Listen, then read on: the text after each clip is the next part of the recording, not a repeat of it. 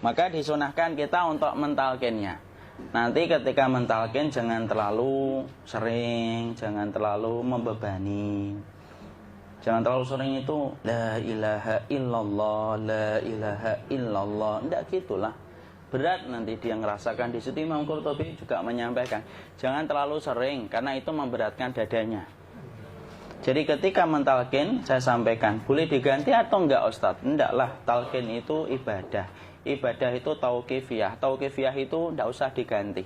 Karena Rasulullah mengatakan, lakinu ala mautakum la ilaha illallah. Talkin orang yang meninggal di antara kalian dengan la ilaha illallah. Enggak usah diganti Allah Ustadz yang lebih singkat, lebih pendek.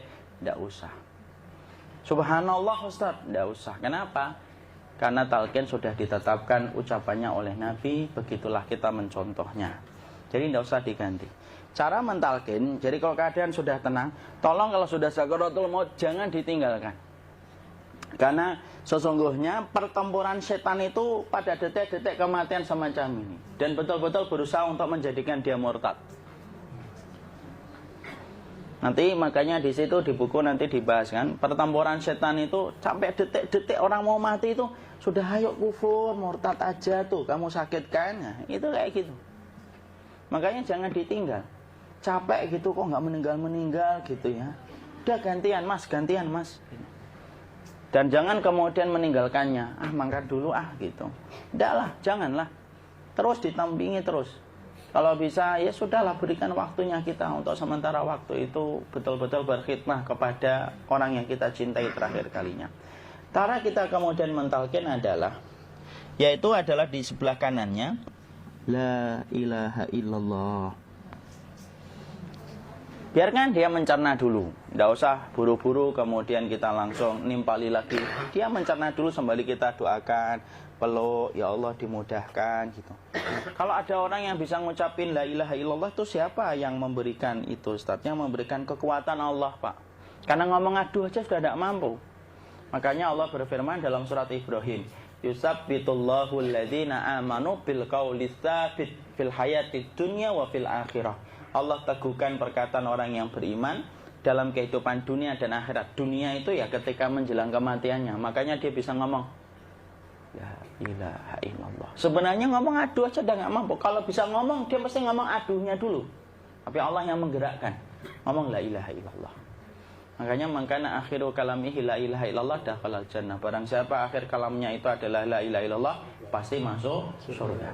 Makanya kita lagi la ilaha illallah. Dah. Cara dulu. Enggak usah minta diburu-buru ya. Enggak usah gini. Ayo la ilaha illallah. Ayo.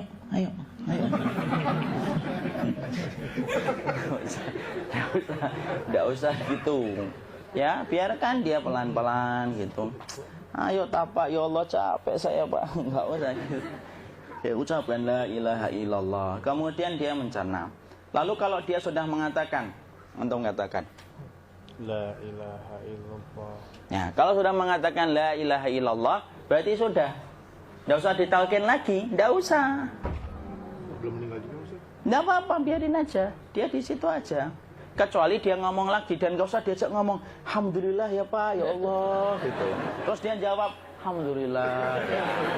Itu berarti ucapan terakhirnya alhamdulillah. Atau ketika habis ditalkin la ilaha illallah, dia ngelihat air. Nah, itu berarti ucapan terakhirnya air. Talkin lagi. Nggak usah marah. Aduh Pak minta air. Mau minta air nanti aja dikubur gitu loh. Jangan gitu. Biarin aja. Jangan kemudian setelah la ilaha illallah, La ilaha illallah. terus ayo tutup, awas ya ngomong lagi ya. Nggak usah gitu juga. Maka kemudian setelah la ilaha illallah sudah. Nggak usah diajak ngomong gitu. Terus kemudian tidak usah ada anaknya perempuan, ya Allah Pak, sudah bisa ngomong la ilaha illallah, usah gitu. Cukup dalam hati alhamdulillah gitu. Diam, kita dengerin gitu. Disitulah nanti biasanya detik-detik dia terakhir. Dia nanti ngelihat di sini Pak, prosesnya itu nanti kaki langsung sebagian jempol dingin dia. Kaki, telapak kakinya langsung kalau kita geningkan dingin kayak kaki yang kena AC langsung. Kemudian dia langsung ningkup gini. Dikit dia, mulai kaku dia. Atau kalau enggak, gini dia. Langsung kayak jatuh. Kayak kepala nanti yang paling terakhir, kepala itu pasti ada gerakannya, Pak. Ini meninggal itu. Pasti gitu. Pasti gitu. Karena apa? Sudah tidak ada beban ruh yang menahannya. Ya, cabut ya, set pelan, maka kemudian malaikat itu. Tapi tetap sakit lah. Walaupun dikatakan ringan, tetap sakit. Maka kemudian sakit gitu. Set, ngelewatin sini. Jantung kemudian sudah tidak berfungsi. Kemudian ginjal, Pak, ngelewatin ginjal tidak berfungsi. Bapak bayangkan kan, kalau yang pernah sakit batu ginjal, Pak, sepakat nggak kalau kita batu ginjal itu sakitnya luar biasa, Pak? Itu baru titik batu kecil di ginjal. Kita bisa bayangkan tiba-tiba ginjal tidak berfungsi. Sakitnya kayak apa, Pak? Tiba-tiba ginjal nggak berfungsi, pankreas naik, kemudian tek jantung. Jantung ini dia masih hidup dia, di sininya masih hidup walaupun jantungnya sudah berhenti. Naik. Kemudian mata, dia ngelewatin mata. Organ tubuh yang paling setia sama ruh itu mata. Maka kemudian mata dia ngelihat dia, set. Ngelihat set keluarnya, set naik dia. Ya dilihat ini sama dia. Makanya Rasulullah mengatakan innar ruha idza qubida tabi'ahul basar. Ruh itu kalau dicabut, mata itu ngikutin kemana perjalanan ruh itu. Makanya ada yang meninggalnya gini. Ya itu bukan tanda su'ul khatimah. Itu tanda fitrahnya mata ngikutin ruh. Atau kemudian bukanya sedikit. Ada yang kayak senyum, Pak. Ada yang kesini yang keringetan. Nah itu tanda husnul khatimah. Ada yang senyum. Jadi sakitnya setelah selesai itu plong gitu loh. Makanya kemudian ada yang tersenyum. Maka itu tanda. Kalau kita ngelihat orang yang membuka mata kayak gini, tidak usah takut. Cepat-cepat kemudian kita nanti tutup. Biasanya kalau terlalu lama, itulah yang menjadikan ini tidak bisa ditutup. Makanya harus pakai kapas akhirnya. Karena apa? Karena pas meninggal nggak langsung ditutup. Biasanya karena perawat takut, dokternya juga nggak tahu itu, dibiarin itu. Makanya ada beberapa mata yang ditutup pakai tensoplas kan? Sebenarnya kalau langsung bisa nutup dia, fitrahnya nutup mata itu. Jadi kemudian kita baca Allahumma firlahu warhamhu wa'afihi wa'fu'anhu atau bismillah wassalatu wassalamu ala rasulillah, tutup. Bismillah. Tidak usah takut. Kecuali buka lagi ya, ini baru kita kabur bareng. Kalau buka lagi, Pak, insya Allah, Pak, ya Allah, ya kita kabur bareng-bareng, Pak. Diusap, Pak, diusap gini. Ini enggak disenggol gini, enggak. Begini kan, sudah meninggal dunia. Tangan boleh begini, boleh diluruskan, enggak ada ketentuannya. Boleh gini, boleh kemudian lurus. Nggak usah disalahin kalau ada yang lurus. Lu itu tangannya gimana sih? Posisikan kayak sholat. Nggak ada perintah kayak gitu. Jadi kemudian dikondisikan saja. Terus maka kemudian dipijit-pijit, akiknya dikeluarin, kemudian jamnya dilepas, gigi palsunya dilepas kalau ada, ya. Kemudian apa? Setelah itu, coba buku.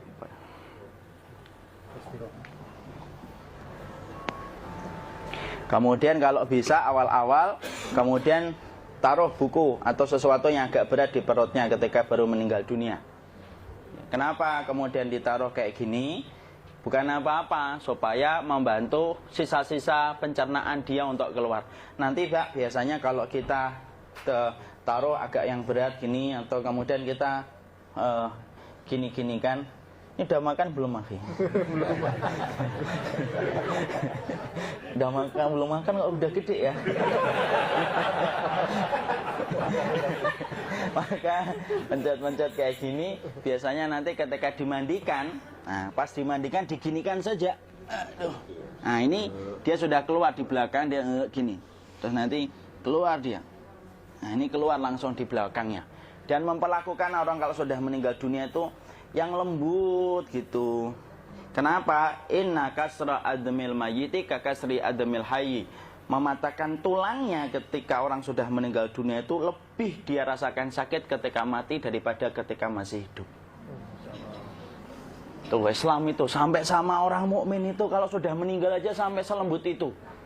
Kok hidup kasar itu kebangetan dia jadi orang itu. Oh, sampai orang mati itu kemudian disuruh yang lembut. Kalau ada aib disuruh nutup, tidak boleh diceritain. Misalkan di belakangnya beliau ini ada tompel, gagah-gagah tompelnya gede gitu. Tidak boleh cerita, Masya Allah loh. Sampai segitunya sunnah itu, ngajarin kita untuk nutup aib. Kalau ada orang belajar sunnah sukanya buka aib, nyari-nyari kesalahan orang. Sunnah yang mana dia pelajari itu, saya bingung. Makanya kemudian gini, setelah selesai, maka kemudian tutup dengan kain. Maaf ya, Ki. Ya. Nanti kalau nggak kuat napas ngomong ya. Maka ditutup kayak gini, ditempatkan kemudian jangan di tanah, tapi di atas dipan. Karena apa? Syekh Abu Malik Kamal Said Salim dalam Sahih Fikih Sunnah menyampaikan supaya tidak cepat busuk. Dia taruh di atas, kemudian ditutup pakai kain apa saja. Ya, sembari nanti kita mempersiapkan tempat mandinya, tempat kafannya dan yang lain sebagainya. Maka kemudian kalau ada yang datang boleh dibuka. Kemudian kita mencium ininya apa? Kemudian keningnya. Kemudian kita berdoa, nutup lagi kayak Rasulullah, ditutup. Kemudian yang datang terakhir itu salah satunya Abu Bakar. Dibuka, kemudian beliau, ya Allah, ya Rasulullah, engkau adalah orang yang percaya hidup dan matimu. Dan tidak mungkin Allah itu mematikan engkau 2 kali ya Rasulullah. Maka kemudian ditutup kembali. Saat itu para sahabat dalam keadaan mendung semuanya. Maka disitulah kita lakukan kayak gini. Ditutup gini ya Ustaz ya. Kasihan tidak bisa nafas, insya Allah tidak butuh nafas lagi. Jadi kemudian kita semacam ini, kita persiapkan apa yang bisa kita lakukan. Nah itulah proses kematian dari sakit, sakaratul maut sampai kematian.